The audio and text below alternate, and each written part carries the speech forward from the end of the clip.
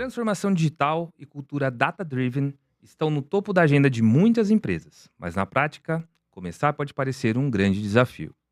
Como dar os primeiros passos sem travar diante da complexidade? É isso que a gente vai explorar hoje. Eu sou o Danilo Lira, da Evope, e trouxe aqui uma série de personalidades do mercado para ajudar como você usa dados para gerir pessoas e times de forma local ou remota. Estou recebendo para esse papo Fernanda Caserta, da Dengo Chocolates. Através da sua experiência, a gente vai percorrer num bate-papo sobre eixos de eficiência operacional, tecnologia da informação, cultura data-driven, futuro do trabalho, propósito, impacto social e ainda esse de liderança. Muita coisa, né, Fê? Muita coisa. Vai dar pra... desafio. Vamos lá. Fê, eu te conheço já há algum tempo. Sei que você tem uma longa caminhada em empresas muito grandes, principalmente quando a gente está falando de supply chain, né? E eu queria que você contasse um pouco dessa trajetória. Sei que você fez Poli, né, aqui em São Paulo. E como que você entrou nessa jornada de supply chain e quando você se apaixonou pelo uso de dados, tecnologia, vinculado com propósito. Como é que é essa sua jornada até aqui? Show, Dan. Super obrigada pelo convite. Um baita desafio. Vamos percorrer muitos temas aqui. Estou bastante feliz. Tenho bastante experiência com supply chain. Lá se vão uns 15 anos trabalhando em supply chain de diferentes organizações, sobretudo de bens de consumo, em multinacionais, em startups. Então, acho que um conhecimento bastante vasto, mas é meu primeiro podcast, então por isso estou muito feliz com a oportunidade. Como eu mencionei, a minha experiência está bastante ancorada em supply chain e bastante especializada nas áreas de planejamento de supply chain, sobretudo nas áreas de planejamento de demanda, de produção, de estoques e o famoso S&OP, que tantas organizações colocam bastante foco aqui. Eu gosto de falar que o papel de supply chain, para mim, na organização, é um papel de viabilizador dos sims, né? É mais do que garantir o produto na mão do consumidor, mas é encontrar solução, né? Então, eu sempre vi desde o começo que supply chain é um grande protagonista da estratégia do negócio, né? E através disso, viabiliza a estratégia do negócio. E acho que eu me apaixonei quando eu me dei conta de que os profissionais que enxergam o supply chain desta forma se destacam e levam a organização a resultados muito surpreendentes, né? E no fim, bem no fundo, supply chain é a grande ponte entre o propósito da marca e a entrega de valor para o consumidor, na mão do consumidor. Dá pra gente dizer que até o produto chegar na prateleira, teve muito trabalho. Teve muito trabalho, teve muito erro, muito acerto, muita correção de rota, muita gente colocando talento humano e dados a serviço dessa estratégia. E na Dengo, acho que está sendo muito legal a oportunidade, porque eu posso viver esse conceito de viabilizador do propósito da forma mais pura e óbvia, né, dado que a Dengo nasceu com esse propósito tão lindo. Legal. A gente vai falar de propósito um pouquinho mais pra frente. Eu acho super legal escutar a sua percepção, porque a Dengo Chocolates é uma marca reconhecidamente ligada muito forte a propósito, né? Tem todo um trabalho ali na Bahia e tudo mais. Mas você passou por grandes marcas também que tinham essa ligação com o propósito, né? Mas antes de chegar aqui, eu queria entender, na sua percepção, por que investir em ferramentas operacionais, ferramentas de gestão e tecnologia, e principalmente fazer curadoria de dados, faz sentido numa cadeia de suprimentos? Em que momento da sua carreira que essa necessidade de cuidar dos dados se tornou assim, tão importante que é impossível ignorar? Quando você chega num lugar, imagino que seja isso que você faz, a primeira coisa é entender, quais são os dados que você tem até aqui para ver o que eu faço a partir daqui em diante, né? Perfeito. Olha, eu acho que o uso de dados na estratégia do supply chain sempre fez sentido. Mas eu acho que esse sentido mudou um pouco de uns anos para cá, né? O que eu quero dizer com isso? Supply chain sempre foi tradicionalmente visto como uma área de custos, né? Uma área que está diretamente relacionada à rentabilidade e que pode ser problema se não estiver bem azeitada. Uhum. Né? Atualmente, esse sentido ficou muito mais amplificado à medida que a gente, né, permeia um mundo que eu gosto de um conceito chamado VUCA, Uhum. que surgiu lá pós-Guerra Fria, e são 4 palavrinhas, né? Volatility, Uncertainty, Complexity e Ambiguity. Uhum. Enfim, volatilidade, incerteza, complexidade e ambiguidade. E que hoje acho que traduzem bem o que é o contexto de negócio no mundo, especialmente na América Latina, especialmente no Brasil. Uhum. Então, acabamos de passar por uma pandemia, hoje em dia a gente está com inteligência artificial, piscou, você está obsoleto. Uhum. Então, esse mundo exige que o profissional, em qualquer área, e falando aqui de supply chain, ele esteja muito antenado nas mudanças e saiba reagir e entenda como reagir da melhor maneira e orientar o negócio para melhor tomada de decisão. E é aí que eu vejo que os dados hoje são muito mais necessários, no sentido de ter uma governança clara, dados claros, com qualidade, disponíveis, né, para o tomador de decisão. Porque, de novo, supply chain é uma área como eu comentei, de viabilizar a estratégia do negócio. E ela faz isso à medida que ela apresenta para o negócio todos os trade-offs. Né? Então, supply chain apresenta os trade-offs de cada caminho que a organização quer seguir. Com os dados corretos em mãos, no tempo correto, a gente consegue propor para o negócio os trade-offs na hora correta e ter muita clareza de quais são os prós e os contras de cada caminho que vão ser seguidos. Então, eu acho que, por conta disso, faz muito mais sentido hoje, cada vez mais falar das ferramentas de gestão, de inteligência artificial, de eficiência operacional, para que a organização consiga ser ágil e responsiva no contexto atual, né?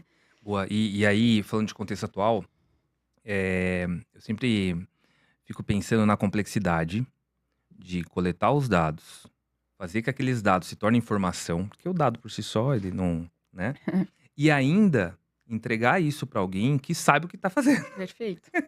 Então, assim, nesses 15 anos, imagino que vocês tenham passado por desafios muito distintos, né? Mas hoje dá para dizer e eu imagino aí que o mercado brasileiro, com logística, com imposto, com produção, né? São desafios gigantescos. A gente mora num país continental. Dá para dizer que os profissionais do supply chain estão preparados para lidar com dados nessa profundidade? Que pergunta. Olha, eu diria que parcialmente, né? Eu acho que ainda existe muito mito em torno de dados e eu acho que os profissionais de supply chain costumam cair na cilada de começar e achar que tem que ser uma estrutura complexa. E eu te digo que 80% do valor está no básico bem feito. Boa. Então, você colocar indicadores de supply simples, básicos, que te permitem ter um farol da operação, vai te permitir começar a fazer perguntas. E eu acho que o profissional, em qualquer área, tá? Mas especialmente em supply chain, numa cadeia complexa, um bom profissional é o profissional que sabe fazer as perguntas. Então, sabe olhar o dado macro e ir fazendo perguntas e, através das perguntas, ir fazendo um detalhamento da operação e ter uma clareza grande de quais são os parafusos que precisam ser apertados, os ralos que precisam ser fechados, as torneiras que precisam ser fechadas. Então, eu acho que existe essa cilada, no geral, de que precisamos começar muito lindo. Não precisa ser lindo, precisa ser eficiente. Para ser eficiente, começa pelo simples. Eu vejo dessa forma. Legal. Eu costumo fazer uma analogia que, além de saber qual parafuso você tem que apertar, é importante saber qual que é a chave que você usa, né? Porque você pega um parafuso e dá uma marretada nele, ele vai entrar. Mas você não vai usar aquilo lá nunca mais, né? Não tira mais. E às vezes eu vejo, não só no supply chain, a gente tem conversado de dados nos últimos 8 anos na Evope, né? Que a gente encontra muito torturador de dado. Então, dependendo da informação que você quer extrair daquela montoeira de caracteres, você faz a pergunta errada, né? E aí vai tomar uma decisão e lá na frente eu falo assim, nossa, mas por que eu cheguei nisso? Porque não teve a paciência e o cuidado de olhar para o dado para construir um caminho que vai permear a estratégia da corporação. Eu já conversei com muitos executivos de supply de grandes empresas especialmente, mas diria que de todos os tamanhos. E a verdade é que nessa ânsia de preciso tomar uma decisão com base em dados, se inundaram de dados. E aí não saem, né? Não geram valor. Né? Porque ou o dado está desorganizado, ou não está com qualidade, ou está com a governança inadequada, ou o supply chain está falando de um dado sozinho, ninguém mais da organização entende aquilo, ou acha que aquilo é relevante, ou sequer compreende a profundidade da coisa. Então, acho que esse excesso de informação, de estímulo que a gente tem, de precisa ter dado, precisa ser cultura data-driven, fez muita gente tomar decisão precipitada Pular e se inundar, pular etapas Boa. e se perder no meio do caminho. Então, no mundo VUCA, segurar a ansiedade também é importante. Boa. E aí, quando a gente está falando de tomar decisão baseada em dados, eu acho que um norte que toda empresa deveria seguir é o propósito. Né? Então, a gente começou falando disso aqui no começo do papo, e a gente reconhece a Dengo como uma empresa que segue muito forte o seu propósito. Né? E eu queria entender como o propósito social e estão associados à inovação tecnológica na Dengo, né? Como esses dois aspectos se conversam na trajetória da empresa, mas também como você faz o link entre a informação que eu estou coletando, a pergunta certa, continua entregando o propósito da Dengo. E hoje aqui, gente, assim, isso é uma pergunta para a Dengo, porque a Fê está representando aqui a empresa, mas os profissionais de supply chain no geral, se aplica a qualquer marca. Se você está tomando decisão que não está alinhado com o propósito da empresa, a chance daquela decisão ser considerada ruim é muito grande, né? E se você está tomando decisão sem saber qual que é o propósito da empresa, acho melhor você dar uns passos para trás para entender por que você vai tomar aquela decisão, certo? Então, como é que propósito, tecnologia se juntam ali na cadeia de supply chain, na Dengo e em várias outras empresas? Boa. Bom, a Dengo é uma empresa super jovem, né? Tem aí 8 anos de vida, nasceu lá no sul da Bahia, né? Uma região produtora de cacau, que sofre muito com os desequilíbrios econômicos ali na região em torno dessa cadeia. E ela nasce para ser um negócio de impacto. Então, a Dengo, eu digo que já nasceu certa, né? Ela nasceu para corrigir um desequilíbrio numa cadeia de produção de cacau. Então, quando eu falo que ela nasceu para ser um negócio de impacto, ela não é só um negócio social, não. Né? É um negócio que nasceu para ser sustentável financeiramente, né? E à medida que entrega valor para o acionista, entrega rentabilidade e lucro para continuar escalando e amplificando esse impacto. E a sociedade toda ganha de verdade, né? Exatamente. E como que a Dengo faz isso? A Dengo faz isso à medida que ela produz um chocolate, a gente chama de bean to bar, que é um chocolate produzido da amêndoa do cacau direto à barra, né? Bean to bar é da amêndoa à barra. Então, a Dengo adquire as amêndoas de cacau lá das fazendas de Ilhéus e, através disso, produz um cacau produzido com receita brasileira, com ingredientes 100% brasileiros, com uma cadeia econômica justa, né, de negociações justas, seja com o produtor, com todos os fornecedores, com os franqueados. Então, a Dengo pratica um comércio justo de cabo a rabo na cadeia. E aí que acho que entra a inovação e a capacidade de produzir eficiência nessa história, né? Como que a inovação participa dessa jornada? Ela é o grande motor dessa jornada. Porque quando você se propõe a trazer um produto que faz bem para as florestas, que faz bem para as famílias, que faz famílias produtoras, que faz bem para as pessoas que consomem, você faz a organização inteira repensar conceitos padrão de mercado, né? Então, por exemplo, a gente tem métricas de sustentabilidade, por exemplo, que envolvem quantidade de embalagem por quilo de produto. E por que eu tô falando isso? Porque faz a gente repensar desde a concepção do produto, né? O nosso icônico quebra-quebra, que é o nosso principal produto, é um exemplo claro disso. Né? É um produto vendido a granel nas lojas, justamente para evitar a embalagem. Né? Então, eu acho que a inovação numa empresa como a Dengo, ela é necessária para sustentar o modelo de negócio. Então, ela é quase que como uma consequência de ter um modelo de negócio ancorado num impacto social relevante na sociedade. Pô, super bacana. Falar de impacto social em empresas brasileiras é um tema muito complexo. Porque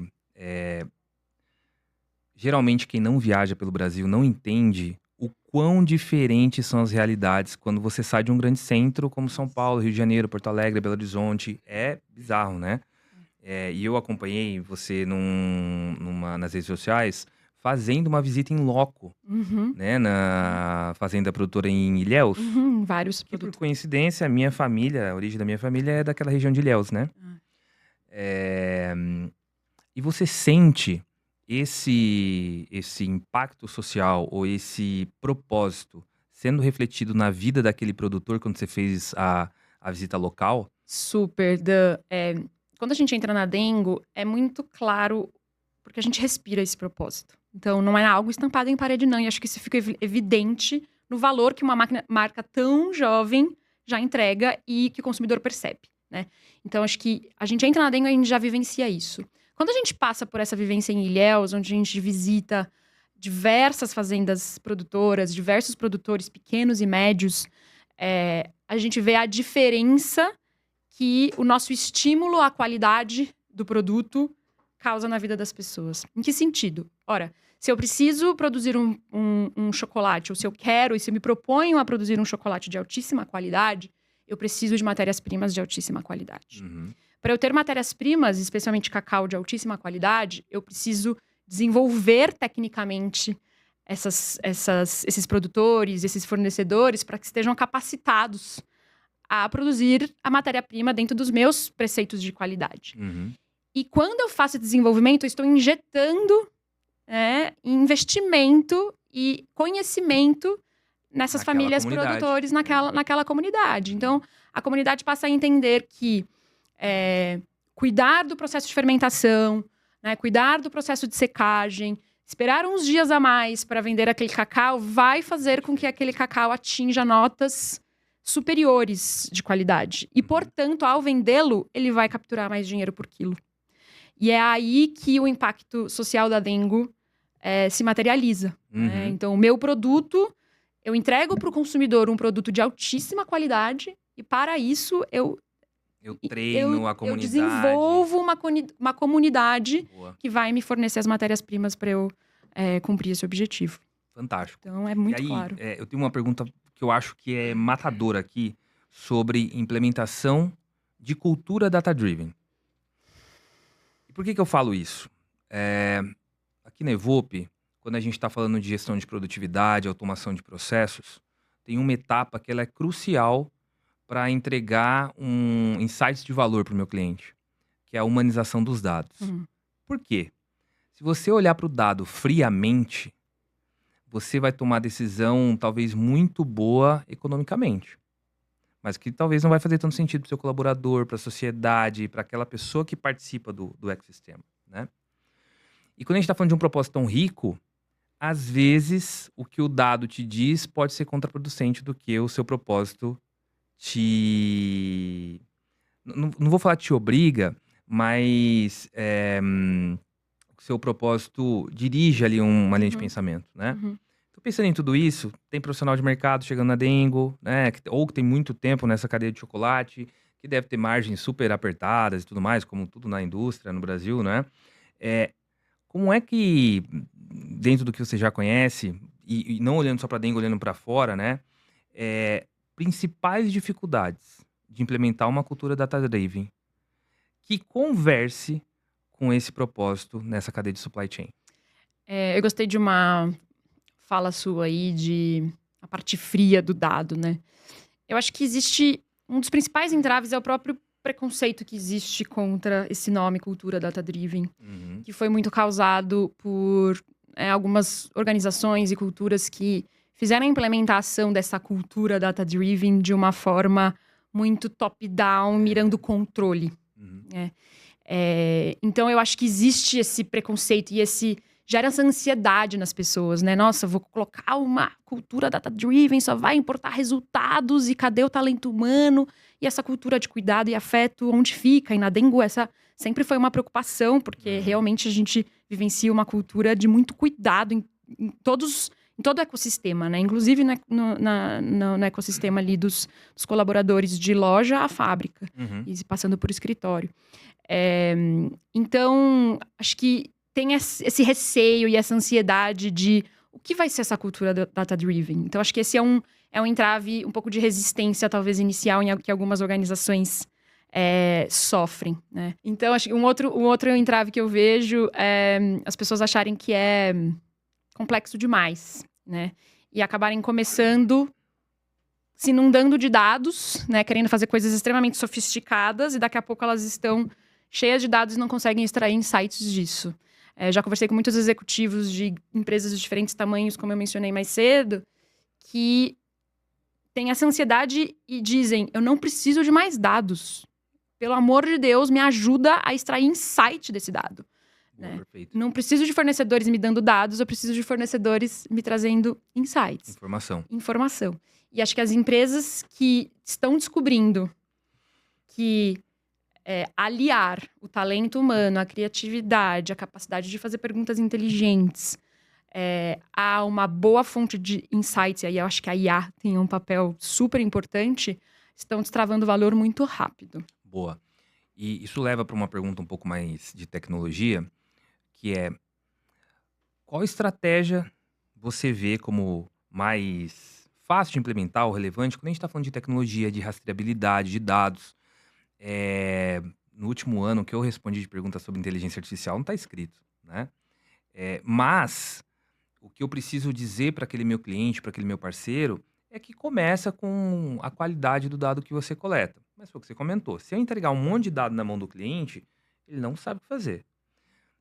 E a tecnologia, ela é complexa, né?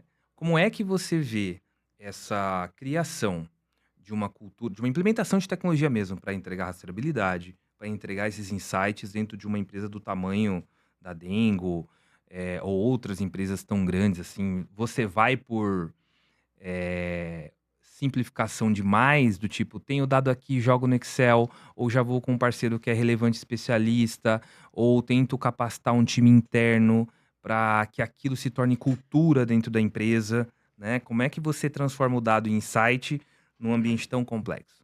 Olha, acho que não existe uma fórmula mágica, não, né? Acho que aí vai de novo do talento humano, que nenhuma inteligência artificial, quer dizer, algumas inteligências artificiais, espero que muito em breve consigam nos ajudar a responder, que é customizar e entender qual é a realidade do teu negócio e de qual é a melhor maneira de fazer o approach dessa cultura. O que eu vejo que em empresas mais estruturadas, que já estão mais compartimentadas naturalmente, né, em áreas pré-definidas, né, por conta da execução do negócio, é que pensar em uma estrutura de dados para a organização inteira, fugir dos silos de dados, é algo importante. Então, eu começaria por uma análise não individual de área por área, mas, pelo menos nas minhas experiências, quando o approach ele é mais amplo, do ponto de vista de negócio, o que a estratégia do negócio exige de dado, e começar com um pequeno grupo de dados que estejam linkados com a estratégia, independente de área. Com o negócio, não com com a tecnologia. Não com a tecnologia e não com a área especificamente. Tá. Então, começar com uma estrutura de dados que responda às necessidades estratégicas do negócio. Que aí você quebra os silos e responde a perguntas de negócio antes de mais nada.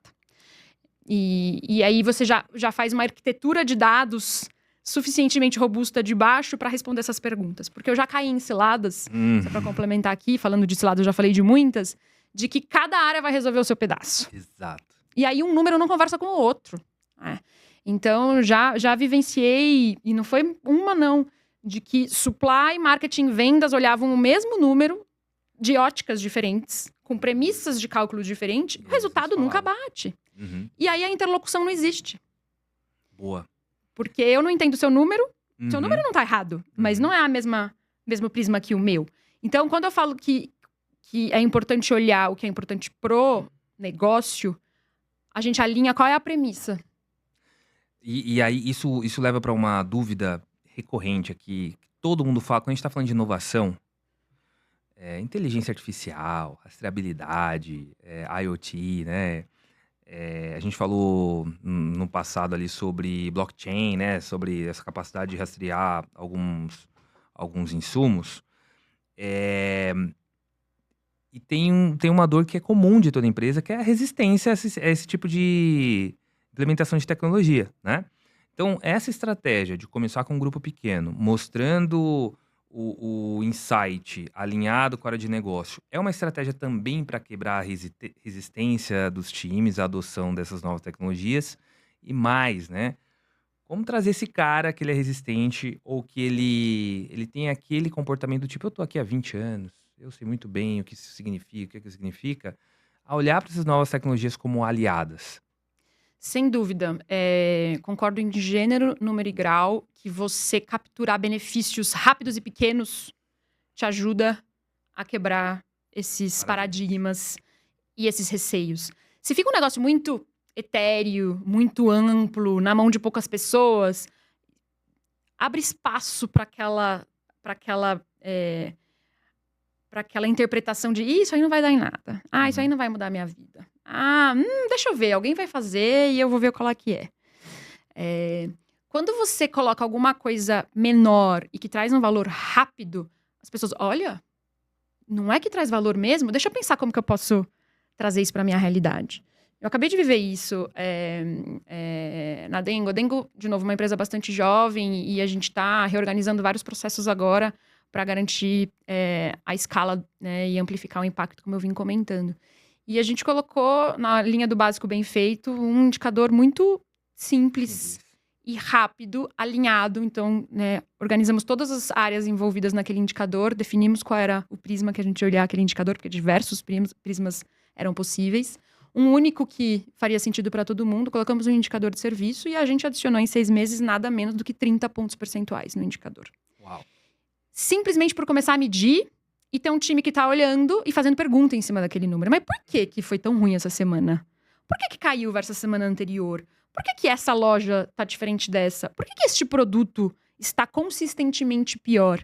E a gente começou a repensar a cadeia de algumas coisas e reorganizar e adicionou valor muito rápido. E aí o time inteiro vê esse valor adicionado e já tá trazendo mais 3, 4, 5 indicadores na esteira aí, com a mesma lógica de desenvolvimento que eu mencionei de o que o negócio precisa. Precisa de serviço para a loja. Então a gente começou desta pergunta: o que o negócio precisa? É serviço para a loja. Então vamos pensar no indicador de serviço para a loja. Desenhamos o indicador, vimos um resultado coletivamente substancioso. Todos identificaram o resultado. Olha, tem valor, tem sentido, faz sentido. Vamos pro próximo. E quando você cuida de uma cadeia, você não tá cuidando só do produtor, né? Você tem que cuidar da outra ponta que faz efetivamente aquele produto virar valor, né, no mercado. E isso é um negócio bem interessante que a gente não pensa. Às vezes a gente pensa que impacto social e cuidar bem das pessoas é só aquele produtor que tá lá no sul da Bahia. Mas o cara que investe uma economia de vida inteira na loja, ele também merece ter uma experiência legal, né? Também merece ter o seu tempo, o seu investimento respeitado, né? Isso me vai para uma outra pergunta que eu acho, assim, matadora. Dados é para todo mundo? Você acha que todo mundo pode aprender nessa dinâmica tão, assim, expansiva de inteligência artificial, de transformar dado em insight e tal? É para todo mundo? Ou chega numa camada que, assim, puta, melhor eu entregar já a decisão pronta, ele não precisa entender? Ou todo mundo dentro da Dengo, vocês tenham cuidado de falar de educação sobre dados? Nossa, uma boa pergunta de novo. Eu acho que com certeza é para todo mundo. Tem que ser para todo mundo, né? E eu acho que de novo, começar pequeno, olhando o que é relevante, né, para tua área, para tua estrutura, para tua operação, e amplificando e testando e errando coisas ao longo da jornada, vai gerando o que eu chamo de conhecimento coletivo, de muitas pessoas aprendendo a mesma coisa ao mesmo tempo. E tem uma outra coisa que eu falo muito para as pessoas que trabalham em torno de mim e comigo, que é a gente não tem que saber tudo, não. Impossível, né? Tá tudo bem falar não. né? E vamos junto, não então. sei, vamos Não descobrir. sei, vamos descobrir junto. Isso também é um monstro, né, pra mim, mas vamos matar esse monstro a bifes, como dizem por aí. Vamos fazer as perguntas corretas, capturar os dados que a gente acha relevantes. Se está errado, vamos olhar de uma outra forma, aprender com o erro e seguir adiante. Então, eu acho que é para todo mundo, não é fácil. Acho que tem que ser para todo mundo. Não é fácil. E a cultura e a liderança acho que tem um papel importante aqui, de novo, de fazer as perguntas certas para promover o aprendizado de todo mundo. E o aprendizado vai passar inevitavelmente por dado. Boa. E vou contar uma história, uma experiência pessoal. Eu me casei no interior da Bahia, no sul da Bahia, né? E numa dessas visitas ali técnicas, eu visitei uma fazenda de cacau. E eu lido com tecnologia há 20 anos, né? Então, tô acostumado a falar com a área de negócio, a aprovar business case, falar de ROI, blá, blá, blá, blá, blá. E sempre me surpreende quando eu chego numa comunidade que está lidando com uma coisa absolutamente diferente do que eu faço, o domínio do negócio que eles têm, né? Então, assim, já visitei uns lugarzinhos assim no interior de Minas Gerais, que o cara sabia exatamente quanto custava entre o boi entrar na terrinha dele e sair do outro lado vendido, cortado. E nessa fazenda de cacau, primeiro, cronograma era um negócio fantástico, né? Do tipo, vai chover aqui, eu vou colher ali, bababá, eu vou secar 15 dias, tal. Desse produto, 30% eu tô chutando, tá? Eu não sei nada sobre isso. É manteiga de cacau, os outros não sei o que é nibs, o outro não sei o que é um produto XPTO. E o cacau é um commodity internacional, né? Com preço bolsa e tudo mais. E esse cara, no dia que ele tá falando com você, ele tá falando do preço que está naquela hora, naquele momento. E você percebe a simplicidade daquele cidadão que tá criando quase ouro, né? Porque chocolate hoje em dia tá o preço de do ouro. Preço de ouro, realmente. Pra comer um Cacau foi a commodity que mais subiu o preço nos últimos 24 meses, né? Boa. Ano passado quase triplicou, então realmente preço de ouro. Legal. E aí, muitas vezes a gente tem que fazer um exercício de humildade, de olhar pro próximo e falar assim, porra, não sou só eu que sei, esse cara sabe alguma coisa, porque a família dele vive de produzir. Aqui eu tô falando do cacau, mas a gente pode falar de várias coisas que é importante pro seu negócio, né? Como é que a gente faz para permear essa educação de dados pro executivo aqui no escritório? Olhar pro cara lá na produção e respeitar aquela sabedoria que beira não, né? A gente pode chamar de sabedoria popular, que vai dar impacto lá na loja quando ele botar para vender o quebra-quebra, né? Como é que você, dentro da sua cadeia de suprimentos, e aí é totalmente cultura, é totalmente propósito e tal, como é que você leva essa visão pro seu executivo aqui para fazer chegar lá na ponta esse valor que o produtor tá botando na terra lá? Muito legal a sua colocação, porque ela tem uma sutileza, uma delicadeza, que você vai dizer que esse produtor não tem dado? Você tem coragem de dizer que ele não tem dados em mãos? Talvez ele não tenha, e com certeza ele não tem nenhuma sofisticação, mas dados ele tem. E você também colocou muito bem que quem consegue, né, fazer essa tradução é o executivo, é o líder, é o ser humano que está ali nesta relação com o produtor. Então, a gente tem um time dengo lá em Ilhéus, fazendo essa interlocução com a rede de produtores, faz um trabalho fantástico.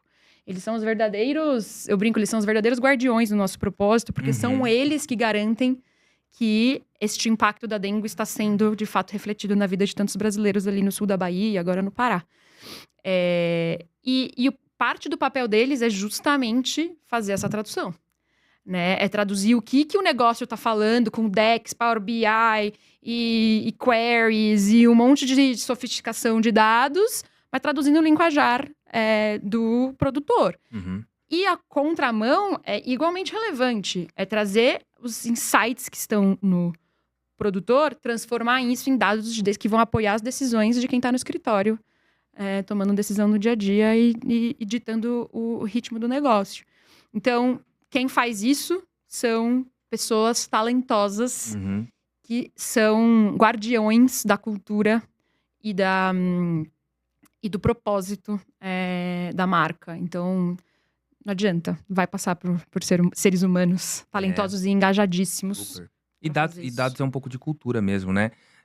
Eu visitei esse ano uma casa de um amigo, que era uma propriedade rural e tudo mais, e tinha uma tabelinha, apesar de ter no aplicativo do celular, apesar de ter mecanismos muito mais modernos para chegar à mesma conclusão, existia uma tabelinha que o pessoal que morava no sítio anotava desde 1976 o quanto que tinha chovido mês a mês. Gente! Fantástico, né? Fantástico!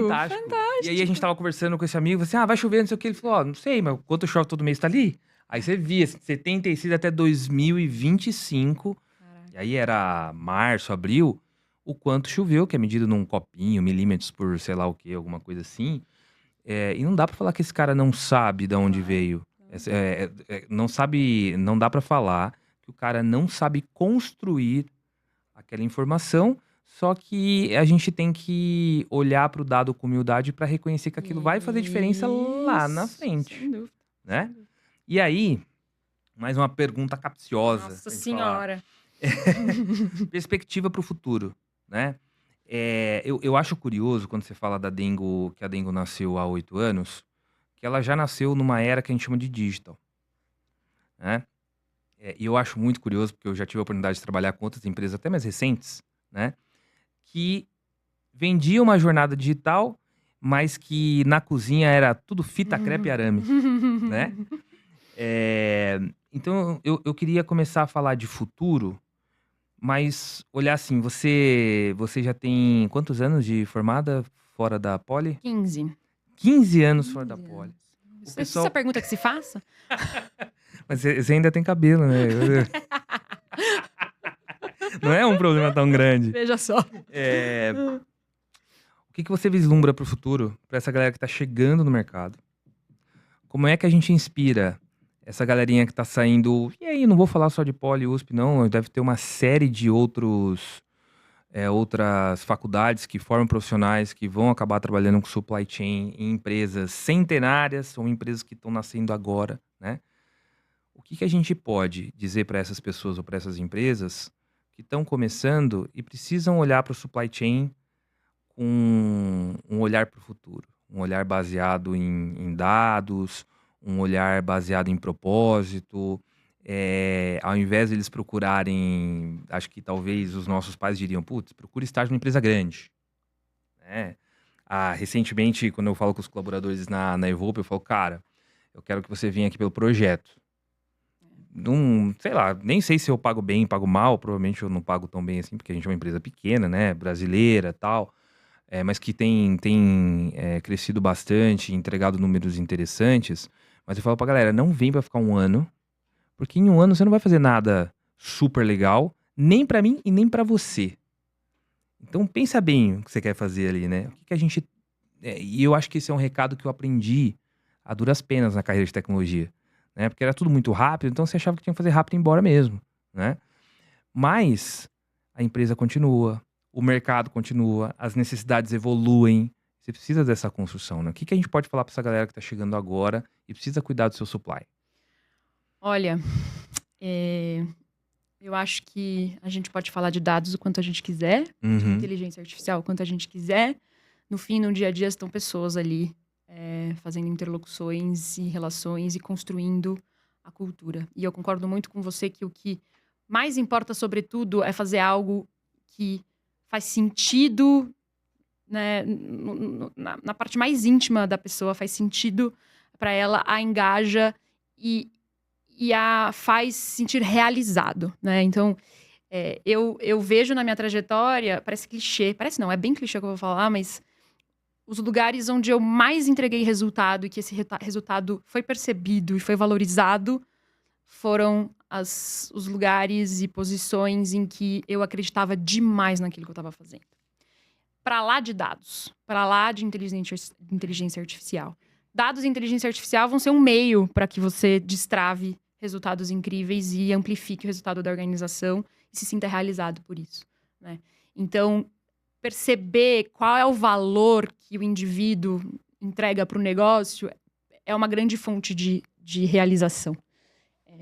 E eu acho que isso é mais importante, isso nem só em supply, em qualquer área de qualquer organização. Acho que esse senso de realização permite que a gente esteja sempre se desafiando, buscando coisas diferentes, aprendendo. E acho que no mundo mais VUCA que a gente está vivendo, e agora chegando em inteligência artificial, que está terminando de revolucionar esse conceito, a gente precisa se manter atualizado, antenado e ligado, e com vontade, curiosidade e vontade de aprender e de fazer as perguntas certas. Eu acredito muito em perguntas, né? E supply vai continuar sendo um ambiente extremamente desafiador, porque vai continuar sendo uma linha de custo que está diretamente relacionada à experiência do consumidor, que faz essa ponte entre propósito e entrega de valor para o fornecedor, para o consumidor, desculpa, num ambiente cada vez mais dinâmico e ágil e controverso, e o profissional vai estar ali se reinventando, se readaptando. Então, energia, eu acho que vai exigir cada vez mais energia e uma boa orquestração de dados e processos para tornar o dia a dia 80% do trabalho fácil e o 20% complicado. E acho que fica esse convite aí, não parar de aprender jamais. Boa. Você acha que tem espaço para o júnior e para o sênior nessa construção? Eu acho que sempre tem espaço para o júnior e para o sênior, sem dúvida nenhuma. Nossa, sem dúvida nenhuma. Espaço pra gente nunca vai faltar. Gente que quer fazer diferença, que quer fazer pergunta, que quer se provocar, que quer sair da zona de conforto, para essas pessoas não vai faltar espaço jamais. Não importa a senioridade. Isso não tem dúvida. Legal, Fê. A gente está caminhando para o final. Eu sei que as últimas perguntas estavam muito relacionadas à nossa visão de vida para a profissão que a gente escolheu, né? Mas você quer deixar um recado final, uma reflexão ainda? Ou você já falou tudo? Agora é só... eu tenho uma expressão que um chefe meu falava que eu acho maravilhoso. Que assim, e eu prefiro ela do que senta a bunda e trabalha, né? A gente tinha um problema muito sério e ficava umas discussões sem decisão e sem sentido. Ele saía da sala dele, quando ele tinha sala, depois não tinha mais, e sempre que ele parava no meu lado assim, tira a bunda da cadeira, vai lá, conversa, resolve, aí depois você senta e escreve o que você quiser. Assim não vai resolver, né? Você acha que é o momento da galera realmente se falar e começar a botar rodar coisas assim, falar um pouquinho sobre, na verdade, um recado, né? O que você vê desse momento aí, o que você deixa de reflexão pra gente, pro público? Acho que a mensagem final aqui, que fica para mim, um aprendizado recente na Dengo e que está bem consolidado, é que impacto social, afeto e dados não são contradição, né? Acho que uma coisa alimenta a outra, né? Então, acho que em supply não adianta, os números são inegociáveis, o número, né, pode ser frio, mas as perguntas, a criatividade, a capacidade de encontrar soluções para os problemas complexos, vai continuar vindo de pessoas que querem fazer a coisa acontecer e que levantam a bunda da cadeira e vão lá ver o dia a dia na prática. Tem uma outra citação que eu gosto de usar, que eu aprendi recentemente, na linha do levanta a bunda e vai ver o que está acontecendo, foto de gato não é gato. Você tá vendo uma foto de um gato? É uma foto de um gato. Você quer ver o gato? Vai lá ver o gato, né? Então, eu acho que, de novo, importante ter...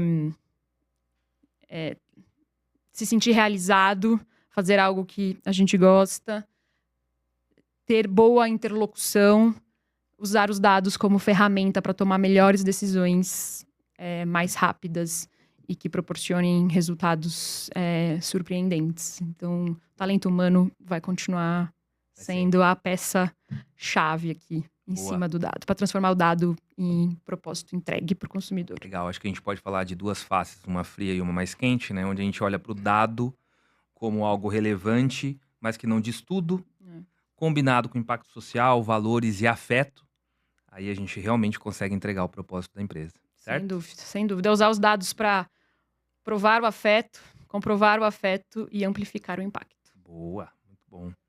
Bom, queria te agradecer pela presença em nome da Evope. A gente sempre tenta produzir algo que seja interessante não só para os nossos clientes, nossos parceiros, mas para quem está aqui nessa conversa trocando. Eu aprendi demais com você, sempre aprendo quando a gente bate papo, né? E deixar o convite para quem ainda não segue a Fernanda no LinkedIn aí, acompanhar o que ela tem feito na Dengo. E dizer que você é muito bem-vinda sempre. Espero que seja a primeira participação de podcast de muitos. Eu também espero. Significa que foi bom. Foi ótimo. E que aqui na Evope você tem as portas abertas para tudo, não só para participar, para encantar a gente com o seu conhecimento, mas quando você precisar de alguma ajuda, de qualquer coisa de inteligência artificial, de dados, eu estou à disposição para te ajudar, tá bom? Excelente. Muito obrigado de verdade. Eu que agradeço a oportunidade, o papo. Boa. E conte comigo também, estou super à disposição para continuar trocando e aprendendo juntos. Boa, valeu. Valeu.